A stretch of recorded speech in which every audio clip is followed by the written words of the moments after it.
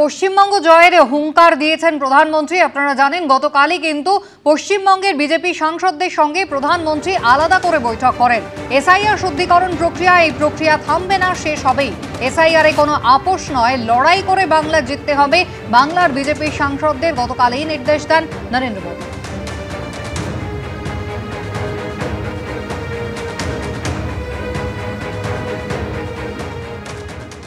এবার may I help you camp চালু হচ্ছে। হারানো শংসাপত্র তৃণমূলে ক্যাম্প থেকে নিতে পারবেন।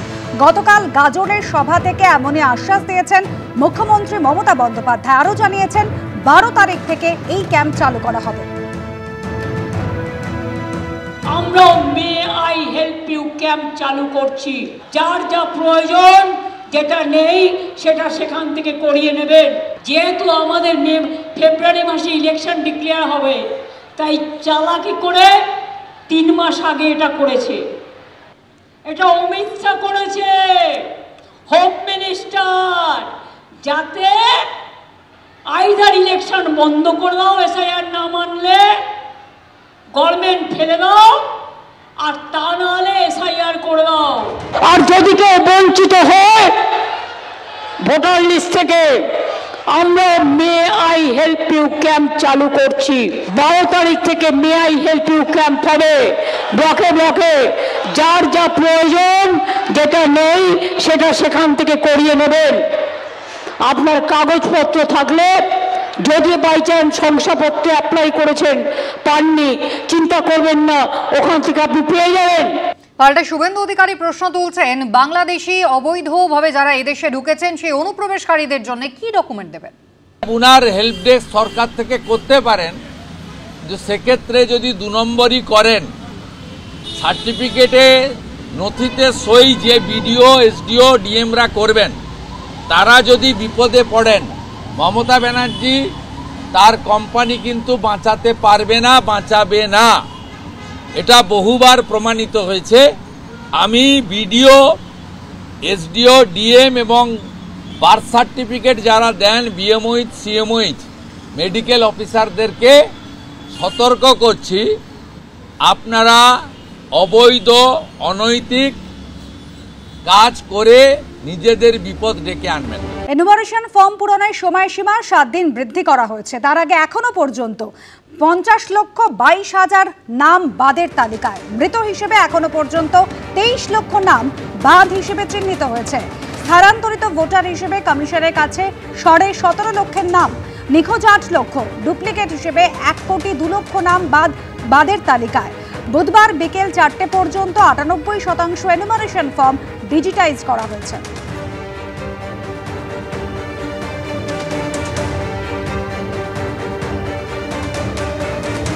প্রথমে আপনারা দেখেছিলেন যে 2208টি যে পোলিং স্টেশন রয়েছে, সেখানে কিন্তু সমস্ত ফর্ম একেবারে ফিল আপ হয়ে ফিরে এসেছিল। সেই সংখ্যা কিন্তু জেলা শাসকদের রিপোর্ট দিতে বলার পরে নির্বাচন কমিশনের পর থেকে হু হু করে কমছে। মঙ্গলবার প্রথমে 480, আর সেখান থেকে কমে গতকাল হলো 29। সব ফর্ম ফেরত আসা বুথের সংখ্যা 2208 থেকে রাতারাতি কমে হলো 29। কমিশনের পদক্ষেপের পরেই এক ধাক্কায় মৃত্যুহীন বুথ কমে গেল প্রায় 99%। কমিশন কড়া পদক্ষেপ করতেই বেড়াল হয়ে গেল রুমাল। রাতারাতি সমস্ত ফর্ম ফিরে আসা বুথের সংখ্যা কমে গেল আরও 451টি। প্রথমে তথ্য ছিল 100% ফর্ম ফেরত আসা বুথের সংখ্যা 2208, অর্থাৎ 2208টি বুথে কোনো মৃত ভোটার, স্থানান্তরিত ভোটার, ভুয়ো ভোটার নেই।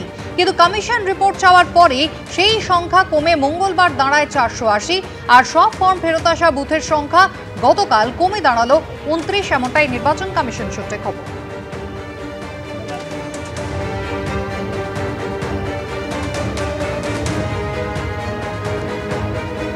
কিছু কিছু অভিযোগ হয়েছে, কিন্তু নির্দিষ্ট করে যদি কোনো অভিযোগ থাকে যে অমুক মৃত ব্যক্তিকে ঢোকানো হয়নি, এএসডিডি যে লিস্ট, সেই এএসডিডি লিস্ট তো রাজনৈতিক দলের প্রতিনিধিদের দেওয়া হবে 11 তারিখে, দেওয়া হয়ে গেছে, এবং ফাইনাল যেটা হবে সেটা দেওয়া হবে এবং সেটা পাবলিশড হবে।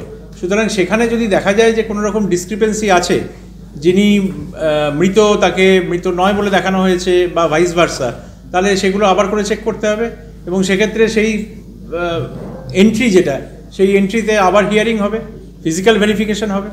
এবিপি আনন্দ, এগিয়ে থাকে, এগিয়ে রাখে।